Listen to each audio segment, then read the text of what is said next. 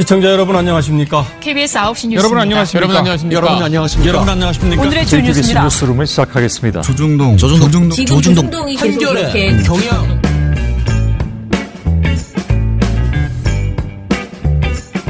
민원연 미디어 탈곡기 378을 시작하겠습니다. 예, 안녕하세요. 저는 민원연의 김원경 사무처장입니다. 네, 방송 모니터 담당 활동가 임동준입니다. 이정일입니다. 예, 주말 잘 보내셨어요? 네, 제널리즘 제2에 네. 저희 이름이 하나도 안 나와가지고. 네, 다 편집됐어요. 네.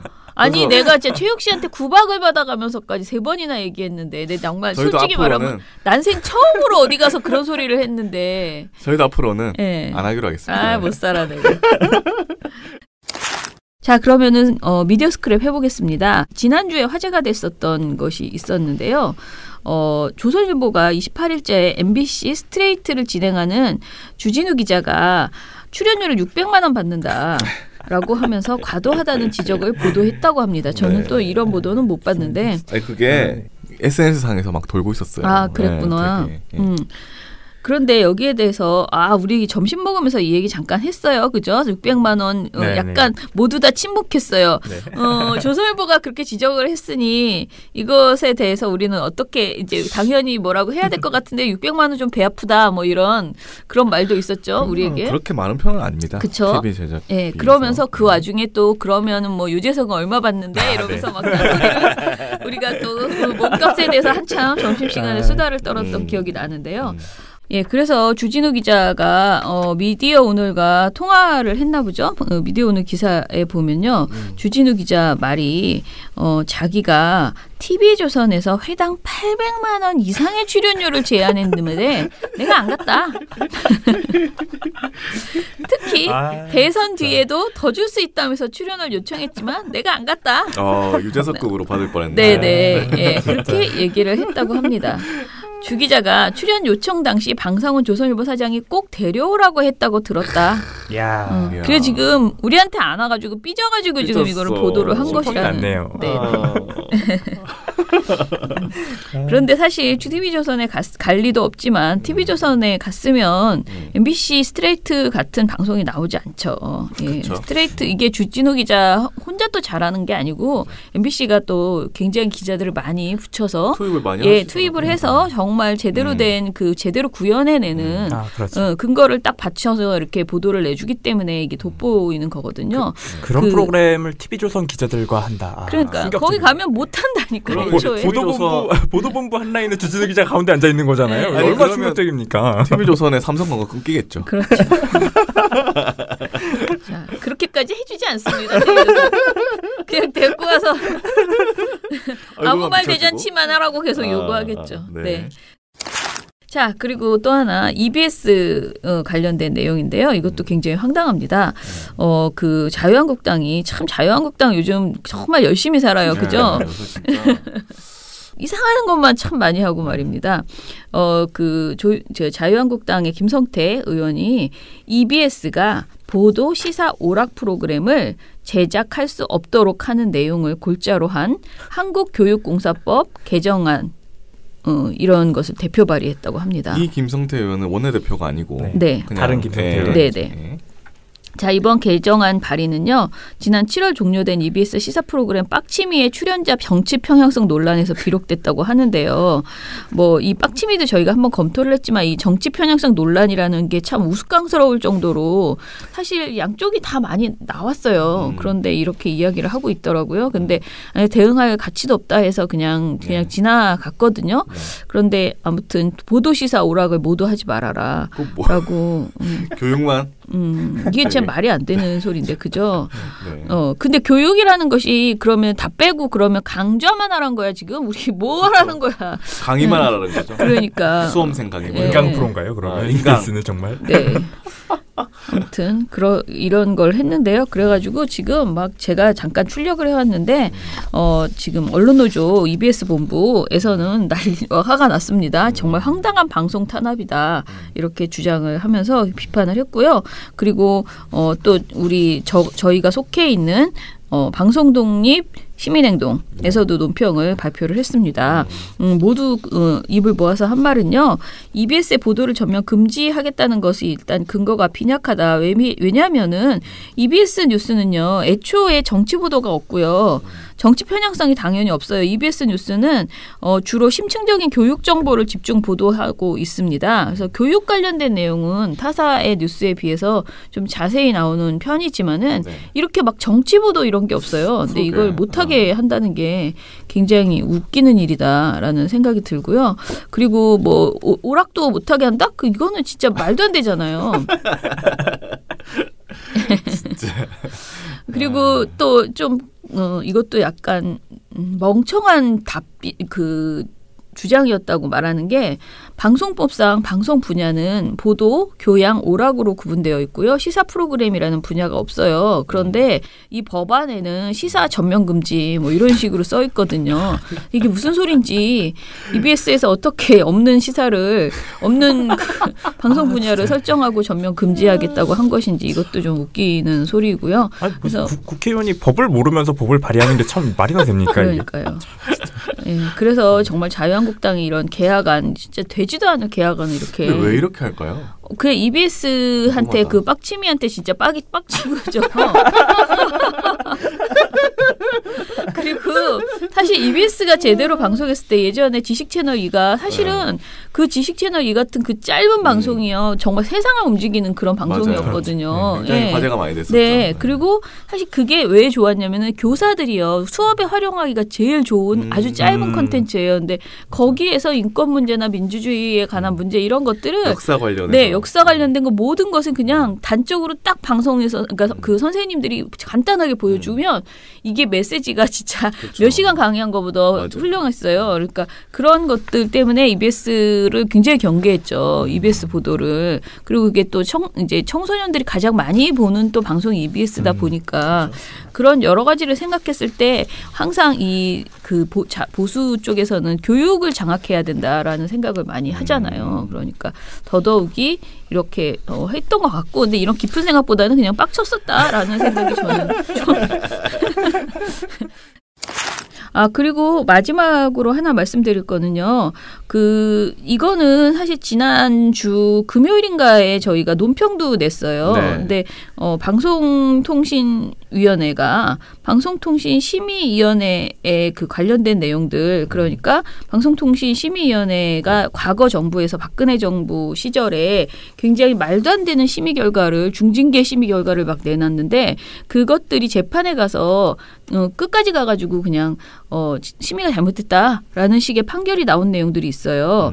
그런데 이런 어떤 그리고 이제 특히 민원 조작을 통한 청부 방송 심의로 제재를 받은 경우들도 있습니다. 그런데 이런 것들을 방송통신위원회가 취소하지 않기로 결정을 했습니다.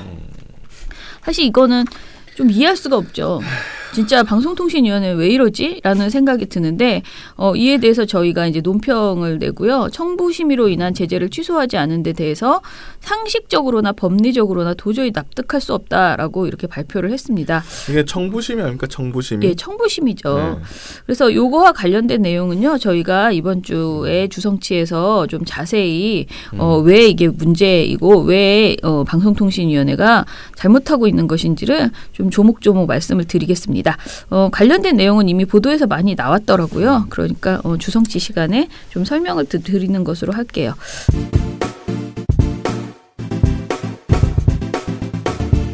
민주언론시민연합은 언론 권력을 견제, 감시하는 대표 언론 시민단체입니다.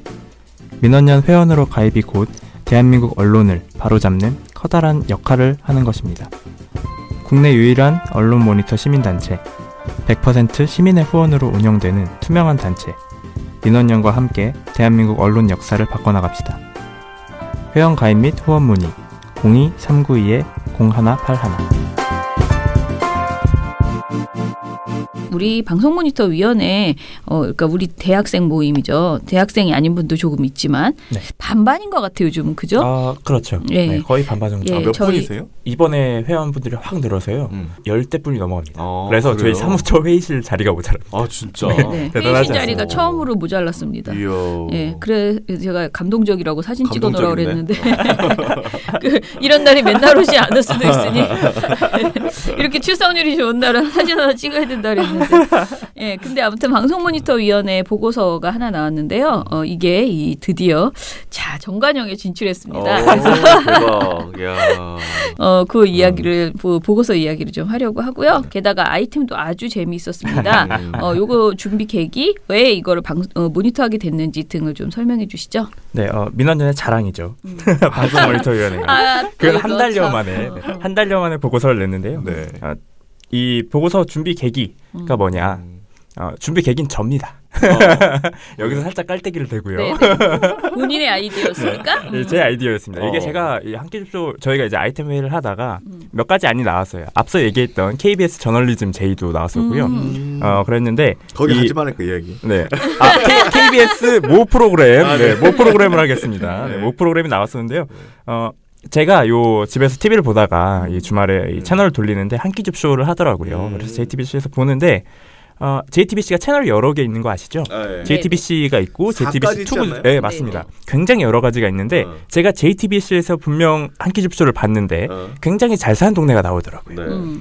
평창동이었나요? 네, 하여튼 삼성동이었나요? 하여튼 그렇게 기억하는데 그 프로를 보다가 제가 본 거여서 돌렸습니다. JTBC2로 돌렸는데 네. JTBC2에서 몇 시간 지난 후에 한 끼 줍쇼가 또 나오는데 또 잘 사는 동네가 나오더라고요. 그래서 아니 이놈의 프로그램은 도대체 잘 사는 동네만 가는 것인가? 라는 의문점이 들어서 그리고 내용에서도 좀 문제가 있었어요. 그래서 이제 저희 회원들과 함께 회의를 하다가 요거 해보면 어떻겠냐라고 했는데 저와 유사한 생각을 회원들도 하고 있었습니다. 그래서 이 프로그램을 결정하게 됐고요. 저는 이 프로그램 나올 때부터 좀 문제 있다고 생각했었거든요. 이 프로그램이 분명 이 출발점부터 좀 얘기가 말이 많았습니다. 저도 그 생각했어요. 이 한 끼를 얻어먹는다라는 것 자체가 민폐라는 얘기도 있었고요.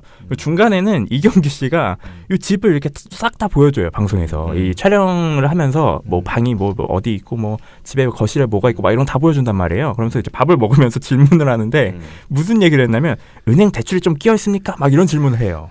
이래서 이미 한 번 논란이 됐었어요. 이 프로그램이 몇 차례 논란이 됐던 프로그램인데 부동산 프로그램이 돼버렸네. 그죠, 뭐 그런 식인데 그럼에도 불구하고 현재 시청률이 거의 평균 5%대입니다. 그러니까 인기가 좋더라고요. 네, 거의 이제는 거의 JTBC의 대표 예능이 돼가고 있어요. 네. 그래서 저희가 이게 취지에 벗어난 점이 있었는지, 또 뭐 칭찬할 부분들이 있었는지, 또 비판할 부분들이 있었는지 모니터를 한번 해봤습니다. 자, 그런데 이제 모니터 결과가 어땠는지 쭉 정리를 해보시죠. 굉장히 여러 편에 대해서 일단 본 것 같은데요. 네. 저희가 일단 확인하기 위해서 1회부터 95회까지 모니터를 했고요. 아이고. 95회까지 모니터를 하면서 가장 기본적으로 어디에 갔나, 어디에 갔나를 확인을 했어요. 네. 어디에 갔나 확인했더니 일단 저희가 지역을 나눌 때 서울, 또 인천, 경기, 강원, 세종, 충청, 광주, 전라, 부산, 경상, 제주 그리고 해외까지 해서 이렇게 분류를 했고요. 분류를 해서 봤더니 확실하게 편차가 보였습니다. 흔히 수도권이라고 부르는 서울, 경기 지역이 무려 85%가량이에요. 대단하죠? 서울만 64회였고요. 서울이 68%였습니다. 그리고 나머지 지역 같은 경우는 거의 가질 않았어요. 전체 95회 방송 중에서 뭐 강원도 2회 갔고요. 세종, 충청도 2회 갔고요. 전라도 2회, 경상도 4회, 제주도 심지어 1회예요. 그러니까 이런 식으로 서울 수도권을 제외한 지역에서는 거의 방송이 되질 않았어요. 그러니까 이 한 끼 줍쇼 프로그램 취지가 뭐냐면 평범한 가정, 국민들의 저녁 속으로 들어가서 저녁 한 끼를 나누면서 오늘을 살아가는 우리들의 모습을 엿보고자 하는 건데 이 평범한 가정 어딜 들어간 겁니까? 서울시만 들어간 거예요. 수도권만 들어간 겁니다. 이거는 엄연히 봐서. 그냥 딱 생각을 해봐. 저는 이 프로그램 예고만 딱 봤을 때 뭐가 문제겠다 생각을 했냐면 과연 갑자기 띵동하고 누르면서 찾아갔을 때 집을 공개할 수 있는 사람들이 어떤 사람들일까? 그렇죠. 라는 생각을 했을 때 이거 시작부터 문제겠다는 생각이 들더라고요. 이 얘기가 저희 회의에도 나왔었습니다. 이 프로그램은 존재 자체가 문제가 아니냐. 그렇죠. 과연 이 프로그램을 그 배를 눌러서 평범한 가정을 보여줄 수 있느냐. 그것부터도 문제 제기가 있었는데 어쨌거나 저희가 한번 그래서 통계를 내본 거고요. 네. 실제로도 통계에서 드러나듯이 수도권 지역에만 갔어요. 그리고 특히나 서울에만 갔는데 서울에서도 편차가 보입니다. 서울에서도 어떤 편차가 보이냐면 제가 방송을 본 것이 틀리지 않았다는 게 드러났습니다. 잘 사는 지역을 굉장히 많이 갔어요. 그래서 잘 사는 지역을 어떻게 많이 갔는지 저희가 또 기준을 잡고 분석을 해야 되잖아요. 그래서 기준을 뭘로 잡았냐면 국토교통부가 지난 1년 동안 2017년 8월부터 2018년 7월까지 조사한 서울시 아파트 평당 시세를 기준으로 잡았습니다. 그래서 서울시 지역구 중에 이 평당 시세 상위 10곳을 뽑고 하위 10곳을 뽑아서 얼만큼 갔는지를 분석을 했더니 상위 10곳은 무려 38회를 갔어요. 근데 하위 10곳은 12회밖에 안 됩니다. 그러니까 이 단순하게 수치만 봐도 3배 차이잖아요. 근데 이 상위 10곳을 38회라서 제가 이걸 보다가 이거 전체 방송이 95회인데? 그래서 수치를 내봤더니 이 수치가 무려 전체 방송의 40%입니다. 전체 방송의 거의 절반 정도를 서울 상위 10곳에만 간 거예요. 잘 사는 동네 진짜 많이 간 겁니다. 이런 식으로 드러나는 거죠. 그리고 뭐 특이한 점이 가장 많이 간 데가 종로구였고요. 8회였고 그 다음을 잇는 게 강남구 마포구가 6회예요. 그리고 동작구 용산구가 5회입니다. 근데 이 강남, 마포, 동작, 용산구가 상위 10곳에 다 들어가요. 그러니까 정말 잘 사는 동네를 엄청나게 많이 간 거죠. 자, 저도 이거 초창기에 좀 많이 봤는데 이제 저하고 김세욱 팀장이 사실 이제 정책팀장인데 모니터에 관심이 많아요. 왜냐하면 이제 PD 저널 기자였잖아요. 그러니까 자꾸 이쪽에 아이디어를 자꾸 내거든요. 근데 제가 그래서 이제 방송분과에 나중에 부탁해야겠다. 아이디어를 좀 드려야겠다. 부탁하면 안 되고 방송분과에게 이렇게 제보를 해야겠다. 이렇게 이제 생각을 했어요. 근데 그때 나왔던 얘기는 그 이제 우편함 같은 거를 막 뒤지는 거예요. 한 끼 줍쇼에서 아파트 1층에 이렇게 우편함 꽂혀 있잖아요. 거기는 이렇게 벨 누르기 전에 들어갈 수 있잖아요. 그걸 막 뒤져가지고 여기 있으니까 여기 눌러보자. 그 몇 호다. 그런 거 막 이렇게 눌러보고 이렇게 하는 거예요. 그래서 우리가 이거 되게 인권 침해적이다. 저런 행동을 원래 이렇게 도둑들이 이 집에 사람 하나 안 사나 어디 이렇게 우편함이 막 많이 쌓여 있으면 집이 비었네 막 이런 거를 보거든요. 근데 그런 느낌이었어요. 그 느낌이 이렇게 진짜요? 누가 있나 뭐 그런다거나 그래서 그리고 또 초창기에 이게 더더욱이 잘 사는 잘 사는 동네에 많이 갔어요. 큰 아파트 대형 아파트 단지나 뭐 잠실 이런 데를 초창기에 많이 가서 제가 봐도 위화감이 탁 느껴지더라고요. 너무 훌륭하고 그 사람의 일상을 보여주잖아요. 그냥 그렇죠. 보통 사람들의 근데 막 음식도 끝내주게 대접하더니 막 음악회 같이 막 연주를 하고 막 그런 집들을 막 보여주고 그리고 여기에 언제부터 살았냐 했더니 여기 잠실은 교육이 너무 좋아가지고 뭐 여길 떠날 수가 없다. 여기 비싸도 여기에서 살아야 된다. 이런 식의 얘기들을 그냥 하는 게 그대로 다 노출이 됐거든요. 그래서 여러 가지 좀 이게 보통 사람들이 보기에 좀 불편하다라는 생각이 이제 좀 들었어요. 위화감이 좀 될 것 같아요. 네, 그랬어요. 그래서 우리가 이걸 지적을 했는데 그 이후에는 이제 이렇게 통계를 통해서 딱 드러내니까 계속 이랬네. 계속 이런 식이었네. 그런 거를 이제 느낀 거죠. 그래서 저희가 이걸 정관용에 가지고 나가서 이제 설명을 하니까 정관용 씨가 정말 딱 떨어지는 것 같다. 그러니까 애초에 생각했던 너무 잘 사는 동네만 가는 거 아니야?라는 생각을 통계로 분명하게 보여준 것 같다라고 하면서 매우 칭찬을 하셨습니다. 너무 재밌다는 식으로 이제 해주셔가지고요. 제가 기분이 좋았어요.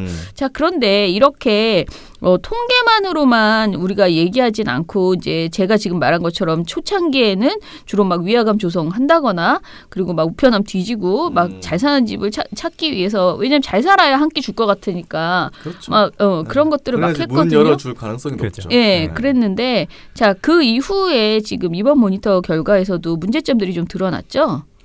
저희가 이 처장님이 말씀하신 내용 외에 좀 이 조사를 해봤어요. 그러니까 회원분들이 각자 한 회를 맡아서 이렇게 보고 자신들의 보고서를 적어왔는데 겹치는 내용이 보이는 거예요. 뭐가 겹쳤느냐? 부동산에 갔다. 근데 부동산에 가서 이상한 얘기를 하더라. 동네 부동산에 갔다는 거죠? 이런 내용이 계속 겹치는 겁니다. 한 회에서만 나오는 게 아니라 저희가 잘 사는 동네 그 상위 10곳을 한번 집중적으로 봐봤는데 계속 나오는 거예요. 파도 계속 나오는 겁니다. 그래서 도대체 몇 번이나 나오나 이것도 한번 그 상위 10곳과 하위 10곳을 비교해봤는데 실제로 상위 10곳 38번의 방송 중에서 23번이 나왔어요. 그러니까 방송 전체 38번 중에 60.5%가 부동산에 간 거예요. 그리고 반대로 그럼 하위 10곳에서는 몇 번이나 갔나? 12번 중에 5번 갔습니다. 그러니까 41.7%예요. 거의 20%가량 차이가 나는 거잖아요. 그래서 이거 좀 그럼 내용에서도 차이가 있나? 해서 저희가 한번 발언들을 비교를 해봤는데 겹치는 발언들이 많이 나왔습니다. 네. 겹치는 발언 중에 가장 대표적인 게 이거였는데요. 이경규 씨가 15회 방송에서 이런 얘기를 합니다. 15회면 거의 방송 초기죠. 네. 방송 초기에 부동산에 가서 이런 얘기 하는 거예요. 여기 평당 얼마입니까? 이런 식으로 물어보는 거예요. 이런 식으로 굉장히 황당했어요. 네, 굉장히 황당한 발언이죠. 다니시나? 아니 한 끼를 얻어먹는데 도대체 여기가 평당 얼마인지 이게 무슨 상관이지? 저는 일단 그 생각이 들었고. 네. 근데 이걸 똑같이 또 똑같은 질문을 27회에서 또 합니다. 여기 평당 얼마입니까? 이 질문 또 던져요. 근데 심지어 여기다가 이제 27회에서 발전한 게 뭐냐면 제작진도 같이 가요. 그래서 자막을 이렇게 달아줍니다. 부동산규 공식 질문 막 이렇게 달아줘요. 그래서 이게 공식 질문 이게 말이 돼? 이랬는데 심지어는 얼마나 꾸준히 했냐면 65회까지 갑니다. 65회면 지금 95회까지 모니터를 했으니까 거의 뭐 프로그램 중후반부죠. 중후반부에는 게스트로 출연한 지현우 씨가 역으로 물어봐요. 공식 질문 아직 안 하시지 않았나요? 이런 식으로 물어봐요. 그러니까 이경규 씨가 또 여기서 평당 얼마나 하니까 여기서 타이밍을 맞춰서 물어봐요. 그러니까 이 한 끼 줍쇼라는 프로그램이 뭐 오늘을 살아가는 우리의 모습을 엿보고자 한다면서 한 끼 얻어먹는데 공식 질문이 평당 시세가 얼마인가요? 뭐 이런 셈이에요. 말도 안 되는 거죠. 살아가는 부동산 시세를. 네, 그렇죠. 오늘의 부동산 시세를 알려주는 것도 아니고 거의 이거 부동산 채널에서 하는 프로그램에서 공식 질문이 평당 시세가 얼마인가요? 이거면 이해가 가는데 이게 아니거든요. JTBC 대표 예능인데 이러면 안 되죠. 그러니까요. 이게 아무튼 방송이 뭐 문제가 있었던 건 분명하고요.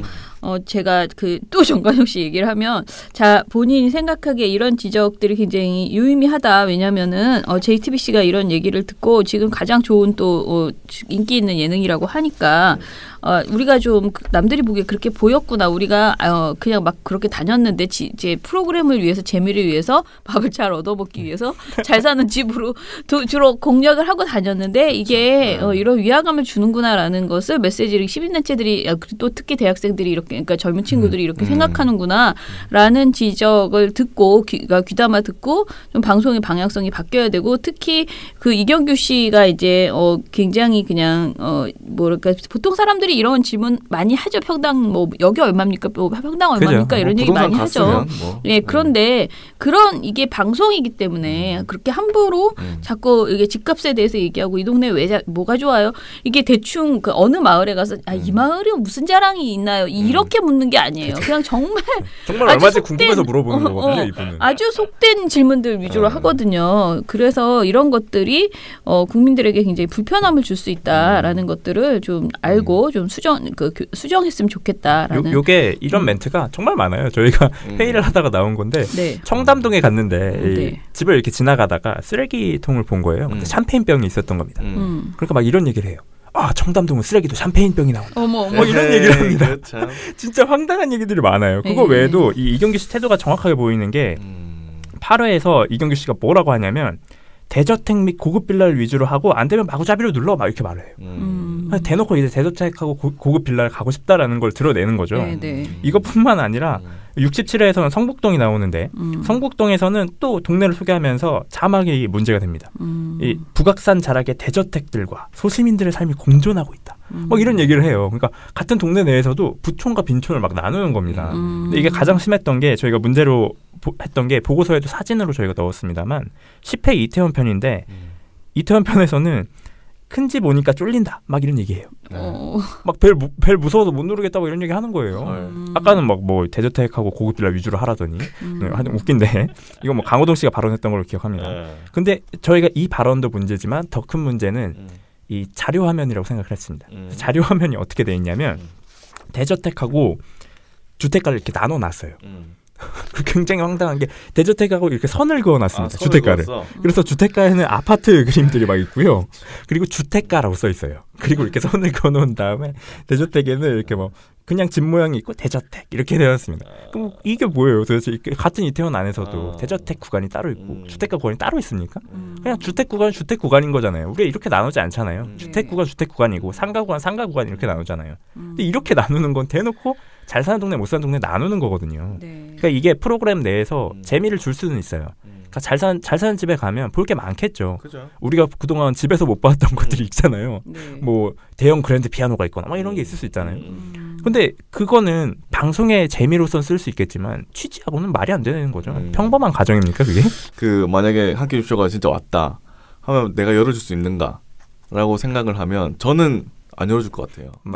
그 얘기도 저희 회의 때 나왔는데 거의 대부분의 저희 회원들이 이건 좀 열어주기 힘들 것 같다. 우리 집은 좀 누추하다. 이런 얘기가 많았습니다. 못 살아. 집은 진짜 뭐 친한 사람들도 잘 못 오잖아요. 그렇죠. 근데 방송에 그게 공개가 싹 다 된다고 한다면 내가 준비한 것도 아니고 이 사람들 갑자기 들어와가지고 내 집을 이렇게 보고 그거를 촬영을 해서 자기 마음대로 편집해서 나간다 이러면 저는 그게 개인 사생활 침해? 뭐 이런 게 그렇죠. 있을 것 같다는 생각을 했었는데 네. 거기에 대해서 이제 위화감까지 하면 앞으로 과연 한끼 줍쇼가 대저택이나 이런 곳만 가게 되지 않을까. 근데 이 방송을 저 정관용 방송에 대해서요. 이게 다음에 올라가면 다음에 이렇게 노컷뉴스에서 기사를 네, 올리거든요. 올라가면 댓글이 엄청 달리는데 이게 이제 댓글이 지금 130개 달렸어요. 근데 잠깐 얼핏 봤거든요. 근데 이제 우리의 지적에 대해서 민원연 방송분과의 지적에 대해서 공감한다라고 하면서 이제 격하게 막 좋다 이제 잘했다라고 하시는 분들도 있고요. 저를 이제 비판하시는 분들도 있습니다. 예를 들어 나도 함께 줍쇼 별로 안 좋아하긴 하지만 서울 경기 많이 간다고 욕하는 건 좀 웃기잖아. 이렇게 얘기를 하시면서 이제 그 내가 애초에 함께 줍쇼 싫어하는 이유가 가난한 집에 가서 저 밥 줘요 하면 아무리 거부권이 있다고 해도 거부하기가 좀 힘들지 않을까라는 그런 고민을 했다는 거예요. 그러면서 뭐 이런 걸 가지고 지역 할당제 하란 소리냐라고 막 그렇게 지적을 해요. 그런데 이제 또 저희의 문제 의식에 공감하시는 분들은 특히 이경규 씨의 문제에 대해서 많이 이야기를 했어요. 그러니까 이경규 씨가 이렇게 부동산 너무 좋아하고 평당 자꾸 물어보는 거, 평당 가격 물어보는 거 이런 거 정말 심각하다라고 이야기를 하고요. 전체적으로 이런 댓글은 재미있는데요. 시골 가서 논밭 일을 하고 계시는 분들을 좀 도와드리고 점심 한 끼는 새참을 함께 하는 건 좋은데 이런 식의 방송은 너무 아니다라고 이야기를 하시고요. 또 한편으로 또 반대하시는 분들은 이날 사실 너무 띄엄띄엄 본 거 아니냐 민원연이. 왜냐면은 가난한 사람 이야기도 나오고 뭐 성수동에 있는 반지하 뭐 이런 이야기들도 나오고 했었다. 근데 왜 이렇게 말을 하느냐라고 하는데 저희가 이제 아예 다른 동이 없었다는 건 아니잖아요. 네, 예, 통계상 전체적으로 그 이제 잘 사는 동네 10개 구가 43%인가를 차지할 정도로 방송 전체에서 비중이 월등하게 높았다. 잘 사는 동네를 찾아가는 경우가 그런 이야기를 한 거예요. 그래서 뭐 아무튼 간에 보도에도 많이 이제 댓글이 달리지만요. 이 예능에 대한 관심들이 아주 많으시네요. 예. 그래서 앞으로도 우리 방송분과도 예능 좀 많이 해봅시다. 네, 그래서 JTBC 함께 줍쇼 보면서 저희도 그 부분이 있었어요. 분명히 잘한 방송도 있거든요. 네. 뭐 임대주택에 사시는 분의 서름도 한번 담아낸 적이 있었고 네. 또 중국 동포 분들에 대한 왜곡된 시선에 대해서 얘기한 적도 있었고요. 네. 그래서 잘한 방송 분명히 있는데 네. 그런 방송 좀 제발 많이 해라. 그래서 저는 또 한 가지 문제를 제기하고 싶었던 게 보고서는 담지 않았는데 거의 대부분이 주택 소유자들의 입장이거든요.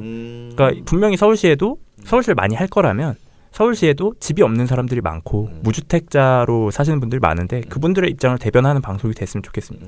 저는 그래서 취지를 지키면서 방송이 좀 좋게 바뀌었으면 합니다. 네. 추석 연휴에 네. 주부분들만 힘드셨던 게 아닙니다. 주부분들 못지않게 문재인 대통령도 힘든 연휴 일정을 보내셨는데요. 문재인 대통령이 유엔 총회 참석차 뉴욕에 방문했죠. 근데 그 자리에 당연히 유엔 총회에 같이 왔던 아베 총리도 있었고요. 그래서 한미 정상회담 이후에 한일 정상회담도 진행을 했습니다. 근데 공개된 자리에서는 굉장히 분위기가 훈훈했어요.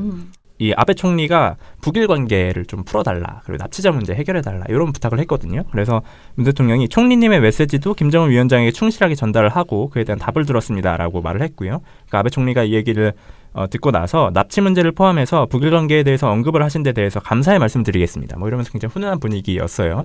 근데 이제 공개 회담이 종료가 되고 비공개 회담으로 전환된 이후에는 조금 분위기가 바뀌었습니다. 그 이유가 아베 총리가 2015년에 체결한 윤병세 씨가 저는 전 장관이라고 부르지 않겠습니다. 윤 씨가 체결한 말도 안 되는 이 위안부 합의안을 지켜달라고 요구를 했어요. 그래서 이 문 대통령이 합의 자체를 파기하거나 재협상은 하지 않겠다. 여기까지 선을 그었고요. 그 다음에 대신 합의안에 대한 반대 여론과 화해치유재단 해체를 요구하는 여론이 많다. 그래서 이를 지혜롭게 매듭질 필요가 있다라고 얘기를 했어요. 그러니까 사실상 어떻게 보면 화해치유재단의 문제를 언급을 하면서 해체를 시키려는 것이 아니냐라는 분석이 따랐죠. 네. 근데 이 화해치유재단은 사실 시작 때부터가 문제였어요. 그러니까 실제로 이 합의 전면 무효화 그리고 또 화해치유재단 즉각 해체를 피해자분들께서 합의 직후부터 계속해서 지금까지 요구를 해오고 있는 상황이고요. 그리고 우리 정부 같은 경우는 문재인 정부 같은 경우는 출범 이후에 일본이 10억 엔을 기부했잖아요. 이 10억 엔을 대체하기 위해서 130억 원을 예산해서 예비비로 편성을 했어요. 이 돈 쓰지 않겠다. 일단 우리 돈으로 쓰고 이 돈은 향후에 결정을 하겠다라고 한 거죠. 그래서 일본군 위안부 문제연구소를 설치하기도 했고요. 사실상 어떻게 보면 즉각적인 재단 해체보다는 우회적으로 합의를 무력화하는 방향을 잡은 거죠. 정책에서는. 근데 이번 문재인 대통령의 발언은 그 정책 기조가 좀 바뀌는 것이 아니냐라는 기대감이 있습니다. 사실 최근에 그 이제 어르신들이 막 진짜 뭐 1인 시위도 시작을 맞습니다. 하시고요. 최근 말이 되게 많았어요. 네. 뭐 정부가 바뀌었는데 이렇게 똑같냐, 변하는 게 없냐. 물론 이런 얘기가 사실 여기저기에서 들려오죠. 지금 강정마을도 그렇고 뭐 정말 그 애절하고 간절하게 정권 교체를 바랬던 사람들, 사실 그 분들은 이게 지금 박근혜 정부가 끝나면 어느 정도 이게 기조가 바뀔 것이라고 생각을 했는데 지금 그런 가시적인 성과들이 이제 안 보이니까 기다리다 지친 그런 상황이었어요. 그래서 굉장히 어르신들의 분노, 그리고 사실 이 위안부 문제에 대해서는 이건 말도 안 되는 행위였기 때문에 그렇죠. 우리가 좀 강하게 이렇게 해결책을 내놨으면 하는 말들이 많았는데, 그런데 이제 좀 우리 정부가 취하는 모습들이 좀 이상했어요. 스탠스가 그죠? 약간 미온적이다라는 비판이 있었습니다. 네네. 그랬는데 이제 문재인 대통령이 이런 발언을 했기 때문에 이 발언이 주는 의미에 대해서 굉장히 이제 각자 뭔가 두근두근하면서 이제 좋게 평가하시는 분, 그리고 이것도 문재인 정부가 뭐 조선일보 같은 경우엔, 조중동 같은 경우에 이 문재인 정부가 이제 드디어 이상한 짓을 하네, 뭐 이렇게도 얘기를 하겠죠. 그런 상황이었습니다. 그런데 이제 그렇다 보니까 보도들에서 특히 종편에서 어떻게 보도했을지 굉장히 기대가 되거든요. 이 발언에 대해서. 방송 보도를 짚기 전에 일단 보도량을 한번 짚어야겠죠. 네네. 보도량 퀴즈를 여기서 그래도 준비했습니다. 가장 많이 보도한 방송사가 어디였을까요? 이런 거는 KBS. 네, 땡입니다. KBS 한 건이었고요. 가장 많이 보도한 방송사는 JTBC가 3.5건이었습니다. 그리고 나머지 방송사 좀 말씀드리면 MBN이 3건으로 2위였고요. 그리고 SBS가 2건으로 3위, 그리고 KBS와 마찬가지로 MBC, TV조선, 채널A도 한 건만 보도를 했습니다. 네. 근데 유일하게 이 소식을 톱보도로 배치한 방송사가 있습니다. 어디였을까요? JTBC? 땡입니다. 뭐지? 이것도 약간 어려운 퀴즈였어요. MBN이 톱보도였어요. 그래요? MBN이 톱보도로 배치를 하면서 연달아 3건을 했어요. 그래서 방송 논조를 좀 얘기를 해보면 대부분의 방송사들이 당연히 이 문재인 대통령의 발언의 의미와 이 화해치유재단을 사실상 해체하겠다라는 것이다라는 의미와 그간 또 화해치유재단이 보여왔던 문제점을 언급을 했어요. 문제점이 상당히 많거든요. 사실 이거 하나하나 언급하려면 방송 시간 굉장히 길어지는데 이 화해치유재단에 대해서 잘 모르시는 분들도 계실 거예요. 그러니까 왜냐하면 이게 지금 거의 유명무실해진 상태입니다. 그러니까 거의 허수아비예요. 없어졌는 줄 알았더니. 다들 없어진 줄 알고 있거든요. 그래서 이 재단 설립부터 좀 말씀을 드릴게요. 재단 설립부터 일단 문제가 됐습니다. 당연히 이 말도 안 되는 위안부 문제 합의에 도출이 돼서 이것 때문에 생겼다는 것 자체가 문제지만 이 이사를 선임하면서 사실 이 목적이 위안부 문제를 해결하겠다는 거잖아요. 그러면 지금까지 위안부 문제 해결에 앞서왔던 사람들이 이사로 들어와야 되는 거잖아요. 그래야지 뜻이 반영이 되는 건데 문제 해결에 앞장섰던 시민단체와 위안부 전문가가 이 사진에 단 한 명도 포함이 되지는 않았어요. 그냥 뭐 관련이 없는 혹은 뭐 이런 단체에서 일하지 않는 민간 이사들과 이 공익 정부 쪽의 이사들이 들어온 거예요. 그렇게 해서 재단이 설립된 겁니다. 근데 이것뿐만 아니라 이 재단이 정부 관계자가 파견이 됐다고 말씀드렸잖아요. 그럼에도 불구하고 민간 재단을 고소했어요. 이게 왜 민간재단을 고수한 거냐라는 의혹을 제기하시는 분들은 이거 국회에서 감사받기 싫어서 그런 거 아니냐. 돈을 그냥 막 쓰고 싶어서 보고 안 하고 쓰고 싶어서 그런 거 아니냐라는 의혹이 불거졌어요. 네. 시작부터 문제가 많았죠. 근데 이 재단 이사장이었던 김태현 이사장이 SBS 그것이 알고 싶다에 등장했습니다. SBS 그것이 알고 싶다가 뭘 파냈냐. 김태현 이사장이 피해자들과 얘기한 녹취록을 공개를 한 거예요. 근데 이 녹취록 내용이 좀 충격적입니다. 지난번에 그 2015년 12월 28일 날 그 한일 간에 이제 합의를 했지 않습니까? 일본 정부가 정말로 잘못했다. 사죄하고 반성한다. 그래서 그 뜻으로 10억 엔을 지원하겠다. 살아계신 46명에 대해서는 1억 원 정도의 현금을 드리자. 저에게 신청서를 작성해 주시면 됩니다. 10억을 준들 그 청춘이 돌아오겠어요. 그럼요. 안 돌아오죠. 안 돌아오죠. 그런데 지금 현재는 23분이 1억 원씩 지급 받으셨거든요. 돈 1억 원을 하니까 큰일 있어요. 그 사과 한마디 하는 게 뭐래 힘이 되겠어. 일본이 얼마나 지독해요. 그래서 제 생각은 살아계실 때 돈을 받고 사과를 받았다고 생각하는 게 의미가 있는 것이지 돌아가시고 난 다음에는 또 해주지도 않아요. 일본은. 어떤 할머니는 이제 잠이 좀 잘 오신대요. 그래도 사과를 받았다라고 생각하시니까 왜 마음이 좀 긍정적으로 변하면은 잠도 잘 오잖아요. 그 할머님은 1억 원 잘 받았다 그러시면서 먼저 죽은 그 친구들 못 받고 죽어서 참 안 됐다 하면서 눈물을 흘리시더래요. 좋은 것이처럼 위안부 엄마라고 하는 거를 안고 사는 거 보고 너무 딱하고 마음이 아팠는데 내가 그 돈을 받아서 아들한테 좀 줄 수 있으니까 그것도 마음이 위로가 된다. 근데 하모님은 어디다 제일 쓰고 싶으세요? SBS가 이것만 다룬 게 아니에요. 이 김태현 이사장 이 녹취록만 공개한 게 아니라 이 화이트 재단이 뭘 했냐면 김복동 할머님한테 1억 원을 지급을 합니다. 근데 김복동 할머님은 모르는 상태예요. 김복동 할머님은 심지어 이 화이트 재단 1억 원 지급에 대해서 거절하셨거든요. 근데 통장에 1억 원이 들어온 거예요. 그래서 이 어떻게 된 건지 뒷조사를 이렇게 해봤더니 김복동 할머님 조카한테 전화를 해서 이거 할머니 돌아가시면 못 받는다. 지금 아니면 못 받는다. 1억 원을 그냥 버릴 거냐. 다른 분들은 뭐 많이 받아가셨다. 이런 식으로 회유를 한 겁니다. 이런 식으로 회유를 해서 막 말도 안 되게 지급을 하고 그래서 당시에도 김복동 할머님의 이 사태에 대해서 막 들고 일어서는 단체들도 있었어요. 시민단체들이 들고 일어섰는데 그래서 이런 식으로 합의를 종용해서 사실상 이 말도 안 되는 위안부 협상을 합리화하려고 한 게 아니냐라는 비판도 있었습니다. 이런 식으로 뭐 문제가 됐던 재단이고요. 이 재단이 문재인 정부가 출범한 이후 6월입니다. 한 달 지났을 때죠. 문재인 정부가 한일 일본군 위안부 피해자 문제 합의 TF를 만들었어요. 그래서 이 합의가 제대로 진행됐는지를 검토한 겁니다. 그래서 검토를 해봤더니 충격적인 결과가 나왔죠. 그동안은 우리가 일본한테 돈을 받은 걸로만 알고 있었죠. 근데 그게 아니었습니다. 이면 합의 내용이 있었는데 이면 합의 내용이 뭐였냐면 박근혜 대통령이 위안부 단체를 설득하고 또 이 해외에 소녀상 건립을 지원을 중단한다. 막 이런 내용이 있었던 거예요. 그러니까 이런 걸 파헤친 겁니다. 이게 공개되고 나서 굉장히 이 화이트 재단 뭐 한 거냐. 이게 재단이 말이 되는 재단이냐. 이런 식으로 또 논란이 일었어요. 그거 하려고 만들어진 거 아니에요?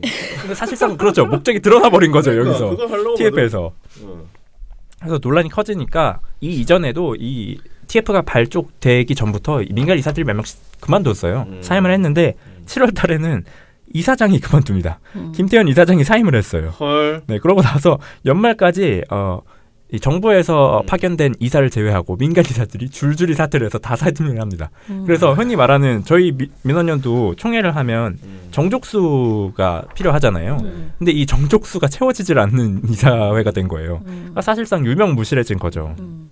자, 그런데 이제 우리가 말하는 JTBC 그리고 뭐 MBN 등 좀 보도를 많이 한 곳부터 시작해서 KBS 한 건밖에 안 한 KBS까지 어찌 됐든 하이치유 재단의 문제점과 이번 그 대통령의 발언의 의미 이런 것들을 어느 정도 비슷한 논조로 짚었다는 거죠. TV조선만 좀 달랐다는 거예요? 네, 그렇죠. 일단 대부분의 방송사들이 비판한 지점이 어디냐면 이 화이치유 재단이 여전히 운영되고 있습니다. 놀랍죠?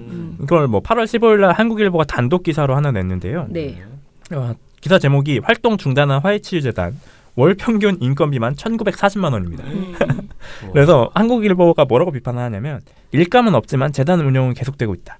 뭐 지난 2월에서 6월 사이에 상근직 5명의 인건비 9,700만 원과 네. 관리 운영비 4,500만 원을 지출했다. 뭐 이런 얘기를 해요. 그러면서 이게 아까 말씀드렸지만 정부가 예비비를 편성을 해서 사실상 예산으로 쓰고 있는 거기 때문에 세금이 지금 흘러나가고 있는 거예요. 네. 그래서 이런 부분을 다른 방송사들이 비판을 했어요. 근데 TV조선은 뭘 했냐면 신기하게도 이 문재인 대통령의 발언이 일본과의 관계를 악화시킬 수 있다고 우려한 겁니다. 걱정이 되는 거죠. 일본과의 관계 뭐 이거 나빠지면 안 되는데 일본하고 친해야 되는데. 일본하고 친해야 되는데 이거 문재인 대통령 일본이랑. 지금 일본하고 관계 나빠지려고 뭐 이런 발언한다. 막 이렇게 하는 거예요.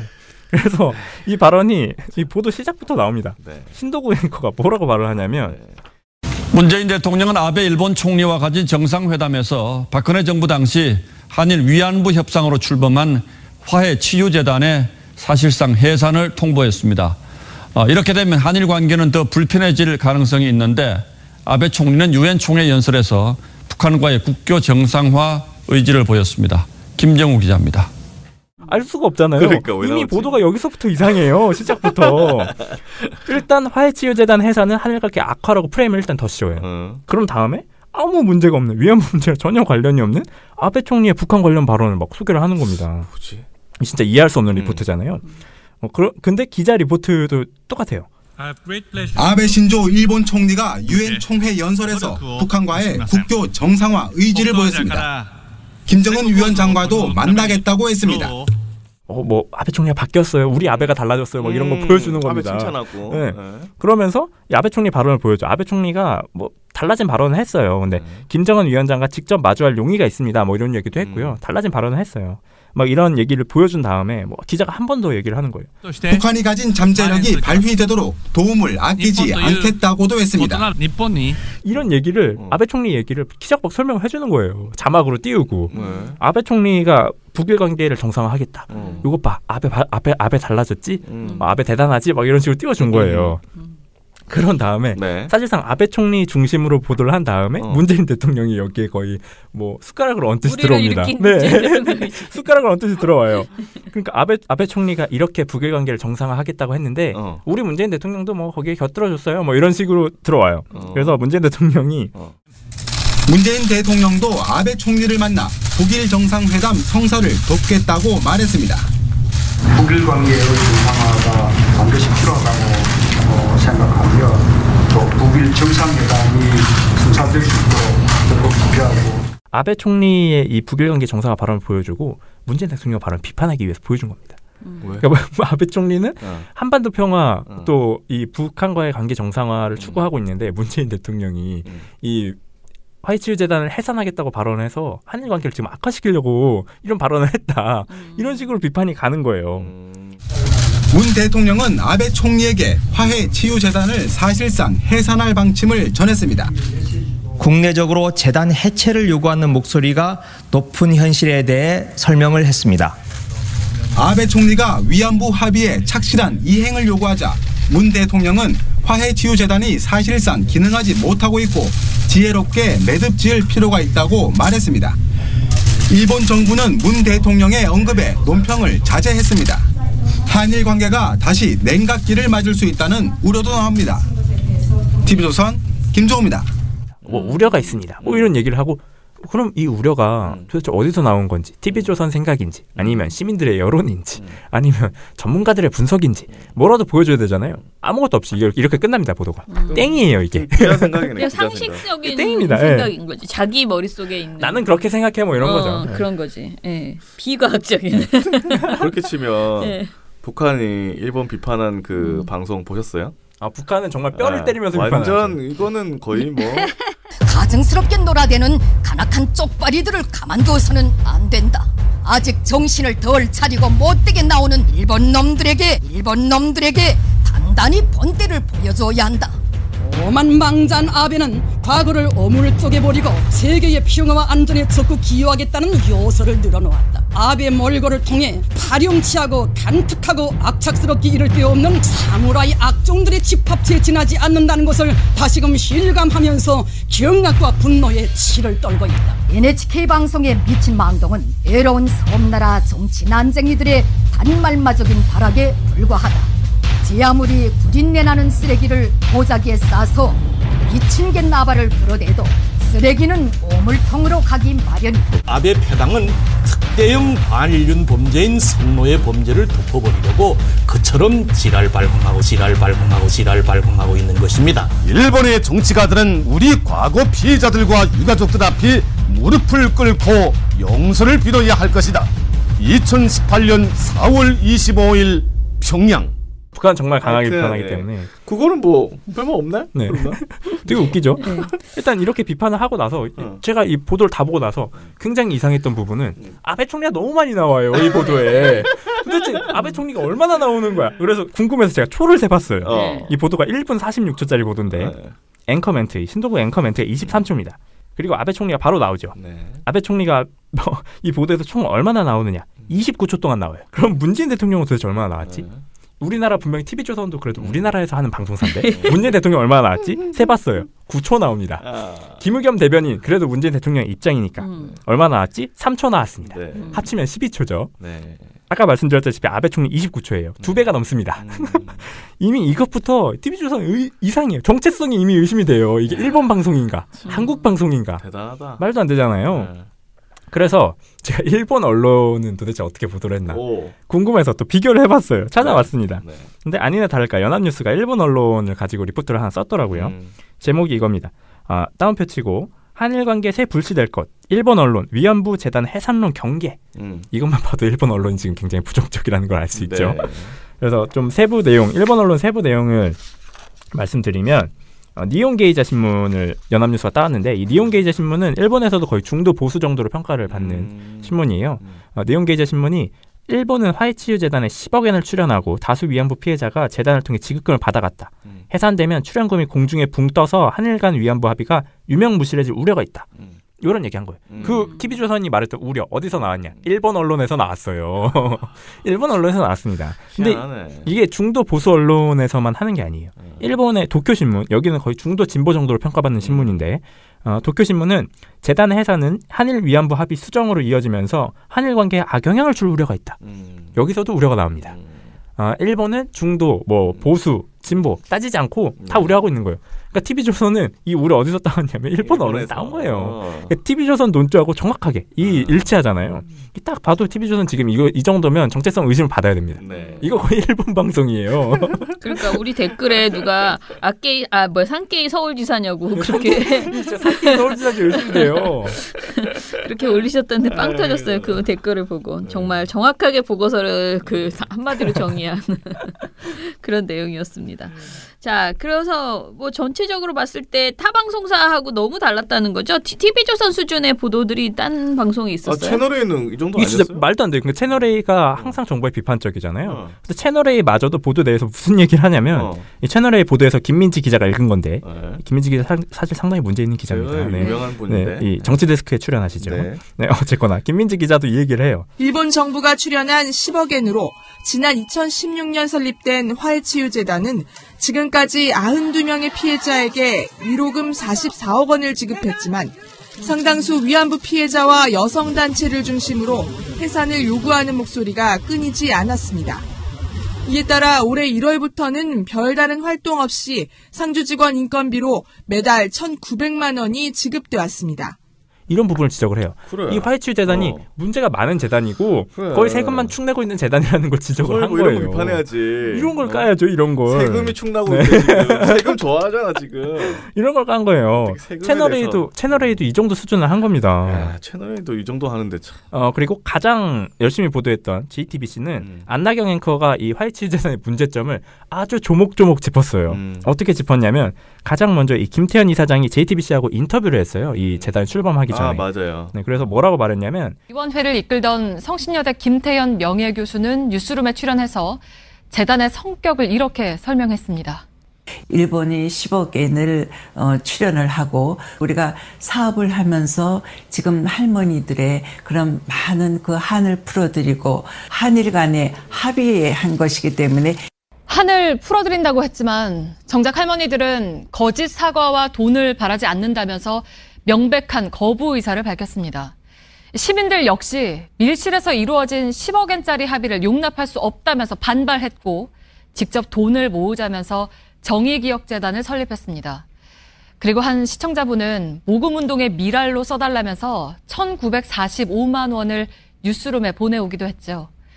문재인 정부는 TF를 꾸려서 화해치유재단 운영과 한일 위안부 합의 과정을 점검했습니다. 소녀상 이전을 조건으로 한 사실상의 이면 합의가 존재했고 피해자들에게 현금 수령을 종용했다는 것도 밝혀졌습니다. 시작부터 화해치유재단은 논란의 연속이었습니다. 이 화해치유재단의 성격이 뭔지를 제대로 짚은 거죠. 그리고 뭐 이런 비판 지점은 KBS, MBC, SBS, 뭐 MBN도 똑같이 했어요. 근데 좀 눈에 띄는 보도 중에 하나가 MBN이었거든요. MBN이 톱보도로 배치하면서 3건을 했다고 했잖아요. 근데 MBN이 좀 의외로 멀쩡한 보도를 내놨습니다. 아, 그래요? 보도 제목이 일본은 애써 외면이에요. 일단 일본에 대한 굉장히 비판 스탠스가 보이죠. 이 보도에서 조경진 기자가 뭐라고 말을 하냐면 추석 연휴에도 어김없이 열린 수요 집회. 150여 명의 시민이 한 목소리로 일본 정부의 진정성 있는 사죄와 화해치유재단의 해산을 촉구했습니다. 화해치유재단이 한 달에 몇 천만 원씩 임대료만 내고 하는 것도 없다고 하니까 당연히 해산해야죠. 문 대통령의 재단 해산 소식은 추석 선물이라며 현장 분위기는 더욱 고조됐습니다. 김복동 할머니가 지난 우중에서 화해치유재단 해산을 요구하는 1인 시를 했고 국민들이 시민들이 전국 각지에서 목소리를 내줬던 것 그것을 한국 정부가 비로소 받아 아는 것이다 라고 저희들은 보기 때문에 그러니까 MBN 같은 경우 어떻게 보면 이 보도는 굉장히 좋은 보도였던 거죠. 이 TV조선 같은 일본과의 관계 악화 우려는 아무 데도 없었어요. 나머지 방송사 이런 거 하질 않았어요. 채널A도 안 했어요. 진짜 신기한 거죠. 그러니까 피해자들의 입장을 대변하는 게 당연한 거잖아요. 당연하죠. 지금 일본 아베 총리를 대변하고 있는 거예요. 우리가 당한 일을 참... 요즘 분위기를 모르네. 요즘 미스터 션샤인 때문에 지금 국민적 이 반일 감정이 지금 치솟고 있는데 분위기 파악을 못하고 말이야. TV조선이.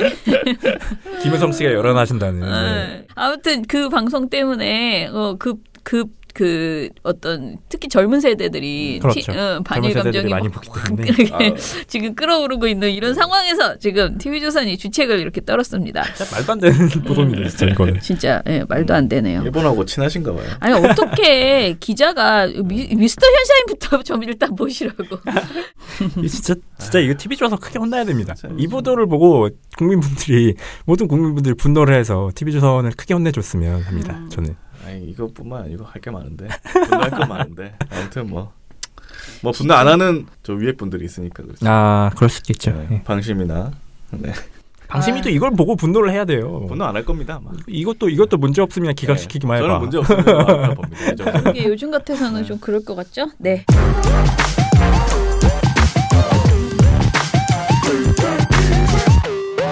자, 그러면은 우리 댓글이 엄청나게 많이 달렸더라고요. 특히 저희 저널리즘, KBS 프로그램이 저희를 통편집한 것에 대해서 김어준님과 그 다음에 또 누구죠? 레이니 칠세님 등이 굉장히 분노를 하시면서 글을 써주셨어요. 너무 재밌습니다. 민원연에 대한 특별한 애정을 보여주셔서 KBS가 아주 긍정성이 살아있다고 좋아해야 하는. 그 KBS 모 프로그램에게 전하자면 저희 방송모니터위원회에서는 그 모 프로그램이 재미없다고 거절했습니다. 좋아, 이런 거 좋아. 그래서 한끼줍쇼가 선택된 거예요. 아무튼 이렇게 많이 지적해 주셔서 재미있었습니다. 자, 그 다음에 미령곰탱님이 금요일부터 일요일까지 방송 잘 들었습니다. 먼저 금요일 피로자매 특집은 방송가와 노동부가 짜고 치는 고스톱을 펼치는 줄 알았는데 간만 사랑하고 을을 무시하는 저 사람들 문제라고 하셨고요. TNO님의 부녀회장에 대한 애정을 느낄 수 있었다. 뭐 그건 매일 느낍니다.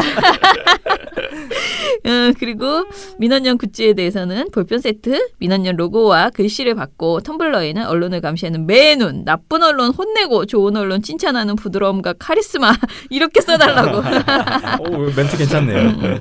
한번 그리고 이제 시상식 잘 보셨다고 하셨고요. 시상식에서 이렇게 실시간으로 막 질문도 남겨주시고 그래서 예, 감사드립니다. 그리고 토요일 특집에서는 유민지 팀장 때 덕분에 빵빵 터졌다고 하셨어요. 네. 자, 그리고 일요일 방송을 듣고는 분노를 넘어 분노가 무뎌지는 일이 발생하는군요. 라고 하면서 언론대부 이 책을 보도지침처럼 공공도서관에 비치시키면 어떨까 하셨어요. 근데 이 책이 문제가 있는 게 이게 공식 발행된 것이 아니어서 ISBN이라고 이 책에 있는 코드 이런 것도 없어요. 근데 뭐 코드가 아마 대체적으로 있는 책들이 이제 주로 도서관에 들어가잖아요. 근데 바코드를 찍기 편하기 이거는 아마 이렇게 그 무슨 발제문 같은 우리로 치면 토론회 이렇게 자료집 같은 그런 것으로 이렇게 들어가야지 될 것 같은데 그것도 진짜 저희가 한번 알아봐야 될 것 같습니다. 그리고 미련곰탱님께서 마지막으로 저기 시사자키 정관용입니다를 또 캡처해 주셨고요. 그리고 또 저널리즘 제의도 다 이렇게 해주시면서 네. 처장님을 제일 괴롭히는 건 봉봉이 아니라 최욱님 같다고. 진짜 계속 저하고 이분하고 이렇게 화면이 겹치면서 이렇게 나오는 것들이 저는 재미있었어요. 네, 재밌었습니다. 네, 그냥 웃기더라고요. 네. 둘이 같이 콩당콩당 하는 네. 게. 네. 레이니치세님, 시사 토크쇼 제이. 그러면서 처음에 별로였는데 점점 괜찮아졌다가, 이거 배신이다. 회장님이 3번이나 미타를 언급했는데, 최욱 씨가 딴지 걸기까지 했는데, 그걸 전부 드러내다니. 라고 하시면서 분노를 표현해 주셨습니다. 자, TNO님 거 읽어주실래요? 네, TNO님. 이번 주 토요일 방송은 처장님의 한탄과 절망과 반면 모든 걸 다 가진 듯한 웃음의 유 팀장님 그리고 이 PD님의 훌륭한 추석 뉴스 다이제스트까지 이걸 알아주시다니 감사합니다. 뭐 조상을 기리는 문화야 세계적으로 다 있긴 있지만 지금의 제사 차례는 왠지 구한말 사람들의 가장 핫한 비싼 음식을 올리는 것을 마치 전통인 것처럼 하는 것 같아서 싫더라고요. 뭐 이런 얘기 해주셨고요. 유교가 국교도 아니고 그냥 다 같이 어디 고깃집이나 펜션 같은 데서 고기나 먹으면 좋을 텐데 이거 괜찮은 방법이죠. 그러면서 이 밑에 저도 최민희 의원님이나 민원연을 알면서 성유보 기자님이 어떤 분이었는지 동아투이가 어떤 계기로 생겨난 것인지 한겨레 신문의 뿌리가 어디인지 알게 되었는데요. 이승만이 국부이며 박정희가 먹여 살리느라 어쩔 수 없이 독재했네 이런 나라에서 성유보 기자님을 사람들에게 널리 알리는 것이 당장은 요원해 보이지만 영화 한 편으로 밀양 사람 김원봉이 쑥 떠올랐듯 어느 날 갑자기 동아투이 기자님들이 제대로 대접받는 날이 올 거라고 믿어요. 처장님 너무 서운해하지 마시길 이렇게 써주셨습니다. 뭐 저는 서운해하지 않습니다. 저희가 이제 늘 생각하는 게 동아투이 가지고도 옛날에 변호인인가요? 그것처럼 동아투이 어르신들 가지고 그런 극영화가 지금 사실은 계속 얘기되고 있고 대본을 쓰고 있어요. 특정한 분들이 이제 모여서 논의를 계속 하고 있고 영화사하고도 얘기를 하고 있고요. 보도지침도 극영화로 지금 얘기가 되고 있어요. 그래서 언젠가는 선생님들 이렇게 열심히 사셨던 선생님들 이야기들 우리 사회의 민주화를 위해서 정말 헌신하셨던 선생님들 얘기들이 언젠가는 후대에 알려지리라 이렇게 생각을 하고 저희는 중간에서 그것을 이제 알려드리는데 조금이라도 역할하고 선생님들의 뜻을 이어가는 그런 일을 해야겠죠. 자, 440416님 또 한 주가 가네요. 다음 주 그 다음 주는 중간에 휴일이 있어서 빨리 갈 것 같네요. 전 그거 좋은 것 같아요. 이번 주에 맞습니다. 이번 주 다음 주 맨날 이렇게 됐으면 좋겠는데 말입니다. 4일째. 그리고 5월 광주 행사처럼 10월에도 좋은 행사가 되기를 기대한다고 하셨습니다. 예, 그래서 제가 어제 이제 저도 민원연 포커스 등 이제 소식지에 들어갈 글을 저는 어제서야 썼는데 거기에 이제 성유보 선생님 추모일 날을 잡았어요. 그래서 이번 주 토요일 날 방송될 민원연 소식에서도 전해드리겠지만은 미리 일정을 여러분들이 좀 잡으시라고요. 10월 20일 토요일에 가고자 합니다. 마석순례. 저는 그냥 민원연 10월 마석순례라고 이름을 지었는데요. 성유보 선생님부터 찾아뵙고요. 거기에서 간단한 선생님 추모제를 하고 나서 그리고 다른 선생님들을 민주열사들을 쭉 뵐 텐데요. 매해 갈 때마다 한 분 한 분을 제대로 배워나가는 그런 것들을 해보고 싶고요. 올해는 일단은 노회찬 의원께서 들어가셨기 때문에요. 그 노회찬 의원부터 참배를 좀 하고 싶어요. 그래서 아마 선생님하고 같은 줄에 계신 지금 전태일 여사나 이소선 어머니 선생님 바로 옆에 계시거든요. 성준 선생님 뭐 그런 분들과 그리고 노회찬 의원께 찾아뵙는 그런 시간을 가지려고 합니다. 꼭 정말 많은 사람들이 같이 참여하는 그런 행사가 됐으면 좋겠습니다. 극우들은 용서가 없다. 아이디가 굉장히 멋있네요. 적극 정말 멋있다. 지지합니다. 이렇게 감사합니다. 그리고 애돌아빠님께서 또 토요일 편에 1,000원을 후원해 주셨습니다. 감사합니다. 그리고 잊혀진 386님께서 되게 많이 쓰셨어요. 나 이거 보고 진짜 화 나셨구나. 특히 가짜 뉴스 때문에 화 많이 나셨구나. 그런 생각. 언론 탄압과 표현의 자유 침해라는 이유로 정부가 나서기는 힘든 상황이다. 따라서 우리가 가짜 뉴스를 보는 족족, 듣는 족족, 누군가 체크를 했더라도 또다시 다시 알려나가자. 가짜 뉴스와의 전쟁을 선포하자라는 제안을 하셨거든요. 근데 저는 제가 며칠 전에도 이거 인터뷰 언론에서 요즘 전화들 오거든요. 근데 정말 이것을 이 정부가 나서서 막 이렇게 규제하기는 사실 어려워요. 그렇죠. 그래서 우리 스스로가 이런 말씀하신 이런 가짜뉴스와의 전쟁을 선포하는 건 좋은 것 같고요. 그리고 20386님께서 방심위를 기구할 기구를 만들어야겠다고 라고 하셨는데 이것도 진짜 공감이 되고요. 티에노님은 갑자기 으악 처장님이 저를 어뷰징 기법으로 공격하시다니 그러면서 파름절 구호 하나 만들어야 할 것 같은 밤입니다 하셨어요. 그리고 마리에 77님께서 처음 댓글을 쓰셨던 것 같은데 처음부터 듣고 있었는데 댓글은 처음 남겨요 하면서 추석에 미탈 덕분에 알차게 보냈다고 녹음해 주신 여러분께 감사드린다면서 글을 올려주셨습니다. 후원을 해야 되는데 후원을 하려면 다른 후원을 깨야 되니까 그것 때문에 못하고 계시다면 죄송하다면 그런 글을 써주셨습니다. 감사합니다. 네, 맞아요. 항상 그것이 문제입니다. 네, 그러면은 저희가 또 열심히 하다 보면 마음이 안 되겠구나. 다른 데 깨고라도 여기 와야겠네 라는 생각이 드시리라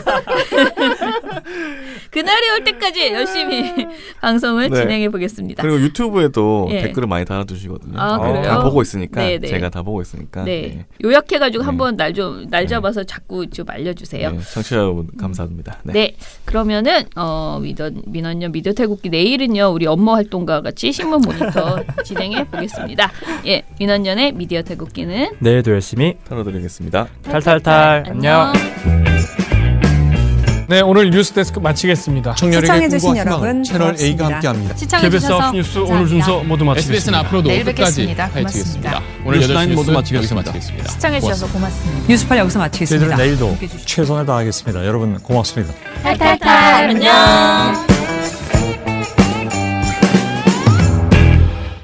우리 아빠는 슈퍼맨이에요. 종편 막말 패널들도 퇴출시켰고요. 보도지침 책도 만들었고요.